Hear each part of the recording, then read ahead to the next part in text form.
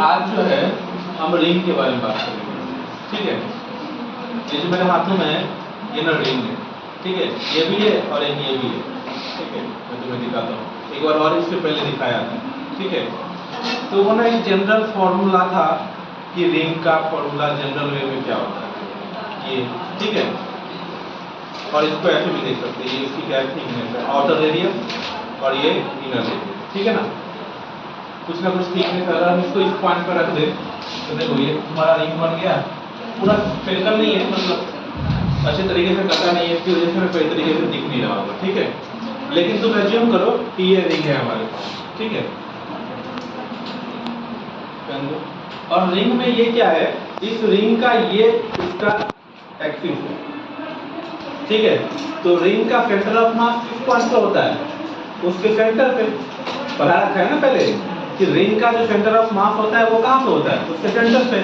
अब वो अपने सेंटर के अलावा क्या होता है, ऐसे ऐसे मूव करता है, जैसे ऐसे मूव करता है, ठीक है। तो इसमें ना दो तीन कंडीशन है। सबसे पहला कंडीशन है कि moment of inertia of a ring about an axis through its centre and perpendicular to its plane. मतलब ये जो इसका प्लेन है, इस प्लेन के तो परपेंडिकुलर आए लेकिन वो उसके सेंटर से पास हो, ठीक है। तो उस पॉइंट के लिए इसका मोमेंट ऑफ इनर्शिया क्या होगा वो हमें देखना है, ठीक है। कि उस पॉइंट के लिए इसका मोमेंट ऑफ इनर्शिया क्या होगा, तो वो देखो। अब देखो ये जो एक्सिस है ये उसके सेंटर से पास हो रहा है ना।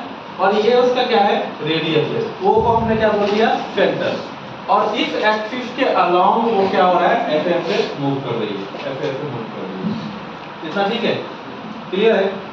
अब देखो हमें किस पॉइंट के लिए मोमेंट ऑफ इनर्शिया चाहिए, तो moment of inertia of a ring about an axis through its centre and perpendicular to its plane. मतलब हमें वो पॉइंट के लिए मोमेंट ऑफ इनर्शिया फाइंड करना है जो इसके सेंटर से पास हो और इस प्लेन के, ये जो प्लेन है ये बोर्ड पे ऐसे नहीं है, ये ऐसे ऐसे इस प्लेन के क्या है, परपेंडिकुलर। इतना ठीक है। देखो इस पूरे रिंग में हमने एक छोटा एरिया मान लिया dx। छोटा एरिया क्या मान लिया, dx मान लिया। टोटल रिंग जो है, टोटल रिंग की लंबाई क्या होगी, तो ये एक सर्कल, तो सर्कल का टोटल सरकमफ्रेंस कितना होता है, तो 2 पाई r। तो जितना लेंथ है इसका वो लेंथ कितना होगा, 2 पाई r हो जाएगा।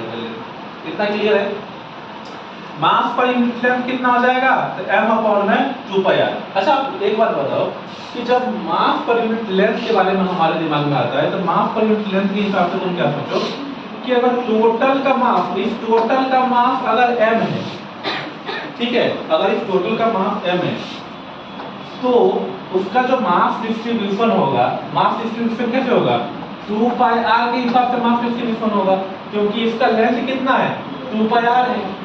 और अगर इसमें मुझे dx के बारे में पता करना है कि अगर dx का मास कितना होगा तो हम उसको क्या करेंगे, dx से मल्टीप्लाई कर देंगे, करेंगे नहीं करेंगे, ठीक है। तो मैंने वही किया है कि मास पर यूनिट लेंथ, मतलब एक यूनिट मास का लेंथ कितना होगा, तो m अपॉन में 2 पाई r। dx यूनिट मास का, dx यूनिट का मास कितना होगा, तो m अपॉन में 2 पाई r और इनटू में dx। कितना क्लियर है, समझ में आ रहा है। अब देखो moment of inertia of A small element, ये जो स्मॉल एलिमेंट हमने कंसीडर किया उसका मोमेंट ऑफ इनर्शिया कितना होगा, तो moment of inertia I equals में होता कितना है, I इक्वल्स में होता है m इनटू में r का स्क्वायर, होता है कि नहीं होता है। और इस छोटे से एलिमेंट का मास कितना है, तो मास है इस छोटे से एलिमेंट का m अपॉन में 2 पाई r और इनटू में dx, यही मास है कि नहीं है। तो ये उसका मास है और रेडियस कितना, रेडियस का स्क्वायर कर दिया। तो moment of inertia of A small element di equals में क्या, ये I ही है लेकिन ये स्मॉल एलिमेंट के बारे में बात कर रहे हैं तो उसमें हमने क्या लिख दिया, di को लिख दिया, ठीक है। तो di इक्वल्स में क्या, m अपॉन में 2 पाई r dx और इनटू में r का स्क्वायर। तो ये r का स्क्वायर कर दिया तो कितना हो गया, एक r से दूसरा r कैंसिल आउट हो गया, तो mr अपॉन में 2 पाई इनटू में dx। ये मोमेंट ऑफ इनर्शिया आ गया उस छोटे से पार्ट के लिए, आया कि नहीं आया। अब छोटे से पार्ट का मोमेंट ऑफ इनर्शिया आ गया और अगर हमें पूरे रिंग का मोमेंट ऑफ इनर्शिया फाइंड करना हो तो हम क्या करेंगे, इंटीग्रेशन मेथड का यूज करके 0 से लेकर 2 पाई r तक कर देंगे इंटीग्रेट। तो इंटीग्रेट कर दिया, hence moment of inertia of the whole system, पूरे सिस्टम का मोमेंट ऑफ इनर्शिया कितना होगा, तो I इक्वल्स में 0 से लेकर 2 पाई r m r अपॉन में 2 पाई इनटू में dx। इतना ठीक है। देखो ये mr अपॉन में 2 पाई इनटू में dx, इंटीग्रेशन कहां से कहां तक, तो 0 से लेके 2 पाई r। क्लियर है इतना? mr अपॉन में 2 पाई ये कांस्टेंट टर्म्स है, ठीक है। dx इसमें इंटीग्रेट होने वाला टर्म है, वो वेरिएबल टर्म है। तो 0 से लेके 2 पाई r के बीच में हमने dx को इंटीग्रेट किया। dx का इंटीग्रेशन कितना आ गया, तो x आ गया। x का अपर लिमिट लोअर लिमिट कितना आ गया, तो 0 से लेके 2 पाई r आ गया। तो mr अपॉन में 2 पाई x की वैल्यू कहां से लेके कहां तक, 0 से लेके 2 पाई r। कितना क्लियर है? यस और नो? अब देखो upper limit lower limit put करेंगे तो mr अपॉन में 2 पाई r माइनस में 0, इस 2 पाई से ये 2 पाई कैंसिल हो गया, तो i इक्वल्स में कितना आ गया, mr स्क्वायर। कितना क्लियर है? यस और नो? तो ये जो तुम्हारा एक फार्मूला बना, ये पहला फार्मूला बन गया तुम्हारा रिंग का, ठीक है। ये जो फार्मूला बना वो किस पॉइंट के लिए बना, कि जैसे ये रिंग है, उस रिंग के सेंटर से पास होता हुआ एक्सिस है कोई, और उस एक्सिस के अलावा वो क्या कर रहा है, रोटेट करेगा अगर, तो हमें उसका मोमेंट ऑफ इनर्शिया कैसे फाइंड करना है, तो उसका मोमेंट ऑफ इनर्शिया का सिंपल फार्मूला होता है mr²। कितना क्लियर है? दूसरा है moment of inertia of a ring about any diameter. About any diameter कहने का मतलब ये है कि जब मैं इस मोमेंट ऑफ इनर्शिया पे दो डायमीटर पॉइंट बना दूं, एक तुम्हारा ऐसे बन गया और दूसरा तुम्हारा ऐसे बन गया, ये देखो ये दो डायमीटर पॉइंट बना दिए, एक तो तुम्हारा इसके साथ बन गया ऐसे, ठीक है, और दूसरा ऐसे बन गया, ये बना। तो ये डायमीटर हो गया ना इसका, इसके सेंटर से पास होता हुआ लाइन है, ठीक है। अगर इसके डायमेट्रिक पॉइंट से मोमेंट ऑफ इनर्शिया फाइंड करना है, और ये ना डायमीटर के अलोंग मूव कर रही है, ठीक है, डायमीटर के अलोंग मतलब इस पे एक्सिस हो रहा है, तो अब ये ऐसे ऐसे नहीं मूव कर रही, ऐसे ऐसे मूव नहीं कर रहा है, ये ऐसे ऐसे मूव नहीं होगा, अब वो ऐसे मूव होगा। देख रहे हो, समझ रहे हो? डायमीटर के अलोंग मोशन हो रहा है ना, डायमीटर के अलोंग मोशन हो रहा है, मतलब ये जो AB डायमीटर है, अब वो उसको ऐसे मूव करेगा, क्योंकि एक्सिस ऑफ रोटेशन हमने किसको माना है, AB को माना है, तो AB के अलोंग मूव करेगा ना। पहले एक्सिस ऑफ रोटेशन क्या था, ये y डैश था, तो y डैश के अलोंग मूव कर रहा था, तो y डैश के अलोंग ऐसे ऐसे मूव कर रहा था, लेकिन अब वो इस ऐसे इस अलोंग मूव करेगा। अगर ऐसा मोशन कहीं पे तुम्हें दिखे, तो उसके लिए moment of inertia of a ring about any diameter, उसके डायमीटर के अलोंग कैसा मोशन होगा, तो पहले हम क्या करेंगे, AB के अलोंग और CD के अलोंग, जो किसके इक्वल होगा, y डैश, मतलब इसके जो सेंटर ऑफ मास के पास से गुजर रहा था उसके इक्वल होगा।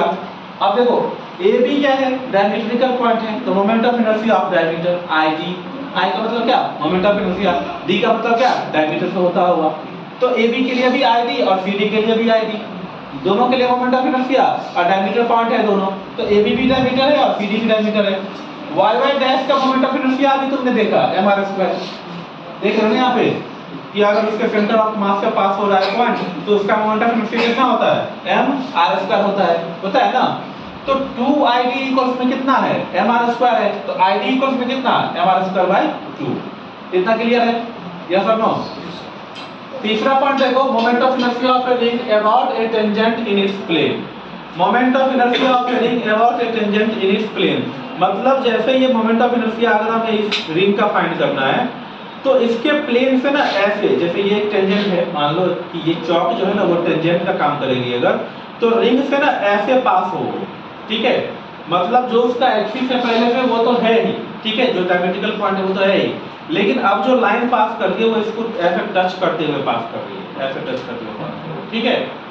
तो अगर टच करते हुए पास करे, तो अब उसका जो रोटेशन है वो ना इस रोटेशन ऐसे, जैसे ये टच कर रहा है और वो उसी के अलोंग मोशन भी कर रहा है, मतलब उसी पे एक्सिस ऑफ रोटेशन का भी सिंबल है, तो उस पे एक्सिस ऑफ रोटेशन का जो सिंबल है इसका मतलब है कि अब वो ऐसे मूव करेगी।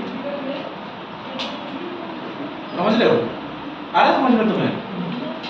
ये मान लो कोई कॉइन हो, ठीक है ना, तो कॉइन में तो पूरा करना मुश्किल होता है, ठीक है, तो IT इक्वल्स में कितना, moment of inertia about diameter CD plus में mr², तो CD के अलावा जो मोमेंट ऑफ इनर्शिया होगा वो और प्लस में mr², तो हाफ mr² प्लस में mr², ठीक है, हाफ mr² कहां से, तो यहां से mr²/2 प्लस में mr², वो कितना आ गया 3/2 mr²। कितना क्लियर है, यस और नो?